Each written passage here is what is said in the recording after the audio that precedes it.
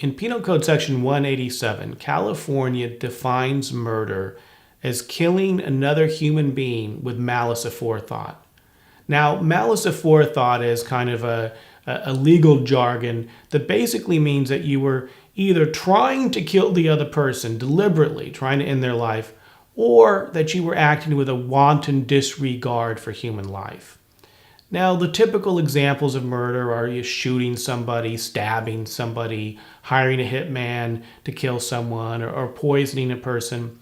But there are also murder cases where somebody could be convicted when he wasn't trying to kill or even harm anybody. To give you an example, suppose you're operating a methamphetamine laboratory and you have a bunch of explosive chemicals in there. And there is an explosion and your neighbor gets killed. You could be charged with murder because you knew and understood the risks that were involved, but nevertheless went ahead and did the dangerous activity anyhow. Or we see a lot of DUI murder cases, a situation where a person has a prior DUI conviction and sort of knows the dangers of drunk driving, but nevertheless gets heavily intoxicated and drives a car recklessly and causes an accident that kills another person. In that situation, the drunk driver could be charged with murder. And indeed, there are many people in California prison who are serving life sentences for murder arising out of a DUI accident. A conviction for murder in California almost always entails life in prison. Sometimes a person may be eligible for parole at some later date, although it's very difficult in this system if you're convicted of murder to get paroled. So usually if you're convicted of murder, it really is literally a life sentence. And if you have a loved one who's charged with murder, you want to do everything that you can now to fight the case and try to beat the case and avoid having them convicted and sent to prison for life. The good news is here at Shouse Law Group, we've had a great deal of success in fighting murder charges for our clients. And we have assembled an amazing statewide group of attorneys and investigators. These include former prosecutors like myself who used to prosecute murder cases, and former homicide detectives who used to investigate murder cases for the various police agencies, who now work in a defense team to help clients who are charged with murder. And what we found is that when we get a murder case, there's 5 typical defenses that we look at. First of all is self-defense. Even if our client did kill another person, did take another person's life, it may have been in a situation where the other person was the aggressor, the other person was threatening our client, and our client was merely acting in righteous and legitimate self-defense or defense of his family. The second typical defense that we look at in a murder case is mistaken identification.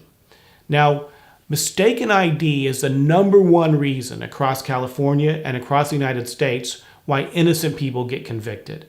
And especially in a situation where, let's say, there was a gun involved or a weapon, witnesses to the crime have a tendency to fixate on that weapon and not get a good look at the perpetrator. And especially in a chaotic situation where witnesses are scared and they're under stress, they are particularly prone to misidentifying the suspect in a photo lineup or a live lineup.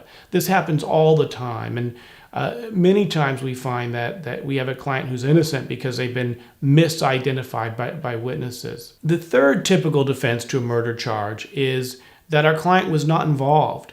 So maybe he was hanging out with a group of people and one of his friends or associates pulled out a gun and shot a victim and killed the victim, but our client had nothing to do with it.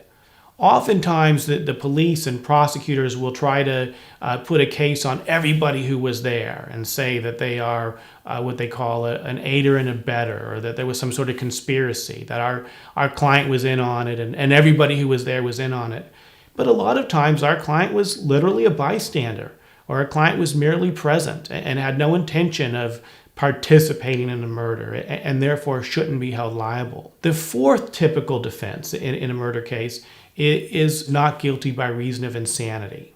So if the evidence is clear that our client did kill the person, but say our client suffers from a mental defect, such that he didn't really appreciate the wrongfulness of his conduct at the time, then we might be able to argue that it was not guilty by reason of insanity.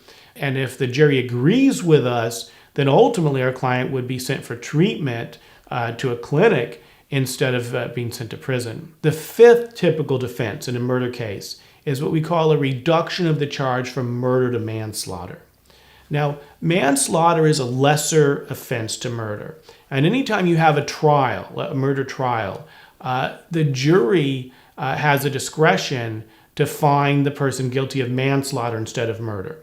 Now, in a situation, again, where it's clear that our client did the killing, there's no question about that, but our client acted in the heat of passion or as part of a sudden quarrel, a lot of times we can convince the jury, look, what happened here was not murder, it was manslaughter. And the benefit to manslaughter is that it can entail as little as 3 years in state prison. So someone convicted of murder is going to look at probably 25 to life or more. But if they're convicted of the lesser offense of manslaughter, they could potentially be sentenced to as little as 3 years. And though they don't want to go to prison at all, 3 years is a lot better than 25 to life.